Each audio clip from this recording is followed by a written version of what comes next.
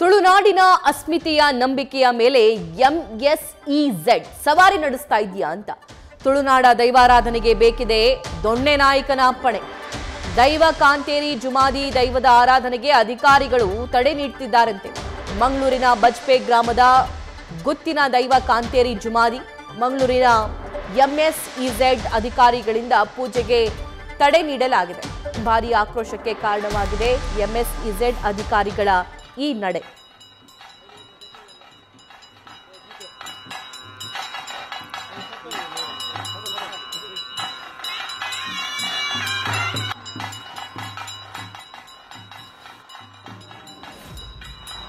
ಈಗ ಸದ್ಯಕ್ಕೆ ಅಲ್ಲಿರುವಂಥ ದೈವದ ಆರಾಧನೆಗೆ ತೊಂದರೆ ಬಂದ ಕಾರಣದಿಂದಾಗಿ ನಾವು ಅಲದಾಡುವಂಥ ಪರಿಸ್ಥಿತಿ ಬಂದಿದೆ. ಯಾರನ್ನು ಸಿಗಬೇಕು, ಯಾರನ್ನು ಕೇಳಬೇಕು ಅನ್ನೋಂಥ ಪರಿಸ್ಥಿತಿ ಬಂದಿದೆ. ಇದಕ್ಕೆ ಸರಿಯಾದ ನೇರವಾದ ರಸ್ತೆ ಮತ್ತು ನೇರವಾದ ಉತ್ತರ ಸಿಗದೇ ಇದ್ದಲ್ಲಿ ಅದನ್ನು ನಾವಿದ್ದಲ್ಲಿ ಆ ಉತ್ತರ ಬರುವ ಹಾಗೆ ಏನು ಹೋರಾಟ ಬೇಕು ಆ ರೀತಿಯಾಗೂ ಮುಂದುವರಿಬೇಕಾಗ್ತದೆ. ಯಾಕೆಂತೇಳಿ ನಮಗೆ ಇಷ್ಟು ವರ್ಷದಿಂದ ಅಲ್ಲಿ ದೈವ ಇದೆ, ಆ ದೈವ ಇರುವುದರಿಂದಾಗಿ ಆ ಸ್ಥಳ ಉಳಿದಿದೆ. ಇದು ನಮ್ಮ ಭರವಸೆ.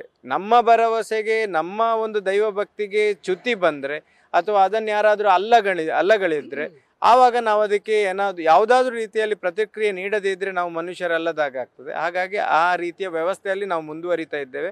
ದಯವಿಟ್ಟು ಇದಕ್ಕೆ ಸ್ಪಂದಿಸಿ ಆ ನೆಲ್ಲಿದಡಿ ಮನೆತನದ ದೈವದ ಚಾವಡಿಯನ್ನು ಉಳಿಸುವಲ್ಲಿ, ಬಂಡಿಸಾನವನ್ನು ಉಳಿಸಿ ಅಲ್ಲಿಯ ವಿಧಿವಿಧಾನಗಳನ್ನು ನಡೆಸುವಲ್ಲಿಗೆ ಸರ್ಕಾರ ನಮಗೆ ಒಂದು ಒಳ್ಳೆ ರೀತಿಯ ಅವಕಾಶ ಮಾಡಿಕೊಡಬೇಕು ಅಂತೇಳಿ ನಮ್ಮ ಆಗ್ರಹ.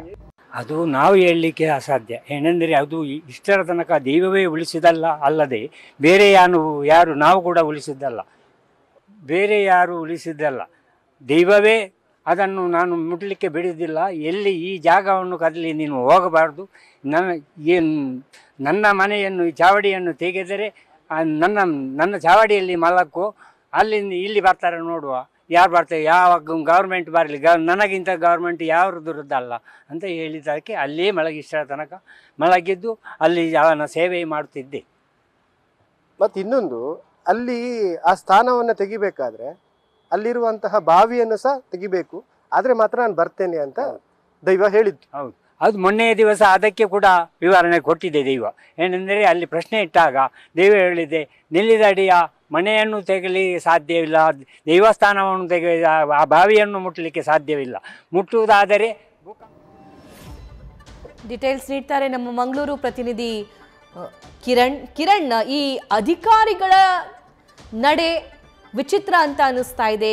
ಏನ್ ಕಾರಣ? ದೈವಾರಾಧನೆಗೆ ಯಾಕೆ ಪರ್ಮಿಷನ್ ಕೊಡ್ತಿಲ್ಲ ಅಥವಾ ಯಾಕೆ ಅಡ್ಡಿಪಡಿಸ್ತಿದ್ದಾರೆ? ಸಭಾ ತುಳುನಾಡಿನ ದೈವಾರಾಧನೆ ಅಸ್ಮಿತೆ ನಂಬಿಕೆಗೆ ಈ ದೊಣ್ಣೆ ನಾಯಕನ ಅಪ್ಪಣೆ ಬೇಕಾ ಅನ್ನುವ ಪ್ರಶ್ನೆ ಮೂಡ್ತಾ ಇದೆ. ಯಾಕಂತ ಹೇಳಿದ್ರೆ ತುಳುನಾಡಿನಲ್ಲಿ ದೈವಾರಾಧನೆ, ದೈವ ನರ್ತನ ಆಗ್ಬೋದು, ದೈವ ಆರಾಧನೆ ಆಗ್ಬೋದು, ಅವರ ನಂಬಿಕೆಗಳನ್ನ, ತಲತಲಾಂತರಗಳನ್ನು ನಂಬಿಕೊಂಡು ಬಂದಂತಹ ಜನ ತುಳು ಜನ. ಅವರ ಈಗ ಈ ಆಚರಣೆಗಳನ್ನ ಮಾಡಬೇಕಾದ್ರೆ ಅವರ ಆಚರಣೆಗೆ ಪರ್ಮಿಷನ್ ತಗೋಬೇಕಾದಂತಹ ಪರಿಸ್ಥಿತಿ ನಿರ್ಮಾಣ ಆಗಿರುವಂಥದ್ದು. ಇದು ಮಂಗಳೂರು ವಿಶೇಷ ಆರ್ಥಿಕ ವಲಯ ವ್ಯಾಪ್ತಿಯಲ್ಲಿ ನಡೆದಂತಹ ಒಂದು ಘಟನೆ.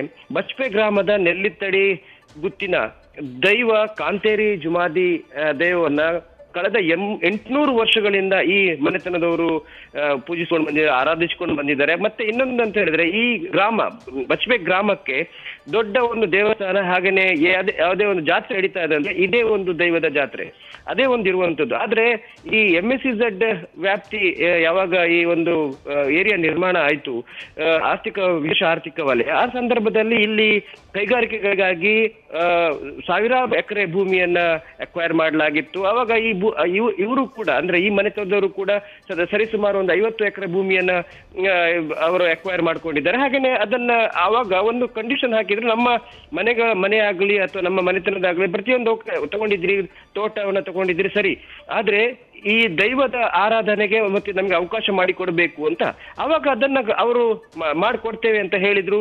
ಕಳೆದ ಒಂದು 20 ವರ್ಷಗಳಿಂದ ಇದೇ ರೀತಿ ನಡ್ಕೊಂಡ್ ಬರ್ತಿದೆ. ಆದ್ರೆ ಈ ಫೆಬ್ರವರಿ 12ರಂದು ಯಾವಾಗ ಈ ಆರಾಧನೆಗೆ ನಮ್ಗೆ ಪರ್ಮಿಷನ್ ಕೊಡಬೇಕು, ಅಲ್ಲಿ ಇದ್ ಮಾಡ್ಬೇಕು ಅಂತೇಳಿ ಕಳೆದ ವರ್ಷದ ತನಕನೂ ಅಲ್ಲಿ ಜಾತ್ರೆ ನಡೆದಿದೆ, ಬಂಡಿ ಉತ್ಸವ ನಡೆದಿದೆ. ಆದ್ರೆ ಈ ಬಾರಿ ಅದನ್ನ ನಡೆಸಲಿಕ್ಕೆ ಅಧಿಕಾರಿಗಳು ಈ ಸಲ ಪರ್ಮಿಷನ್ ಕೊಡ್ತೀವಿ, ಮತ್ತೆ ಈ ಪರ್ಮಿಷನ್ ಕೊಡೋದಿಲ್ಲ ಅಂತ ಹೇಳಿದ್ದಾರೆ.